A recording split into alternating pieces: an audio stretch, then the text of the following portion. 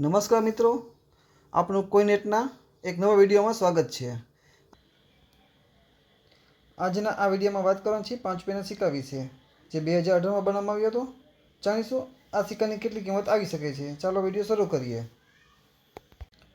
સૌપ્રથમ આ સિક્કો 2018માં બનાવવામાં આવ્યો હતો।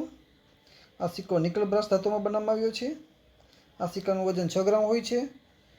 આ સિક્કાનો વ્યાસ 23 mm હોય છે। આ થઈ ગઈ સિક્કાની નોર્મલ ડિટેલ્સ। આ સિક્કાના આગળના ભાગની વાત કરીએ તો આગળની સાઈડમાં સૌથી ઉપર અશોક સ્તંભ હોય છે, એમ નીચે સત્યમેવ જયતે લખેલું હોય છે, એમ નીચે 5 રૂપિયા લખેલું હોય છે।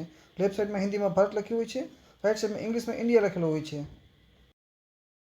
હવે સિક્કાના પાછળની ભાગની વાત કરીએ તો સિક્કાની ફરતે હિન્દીમાં પ્રકાશચંદ્ર મહાનબોઈસની 125મી જન્મ જયંતિ લખેલું છે, એમની વચ્ચે એમનું ચિત્ર છે।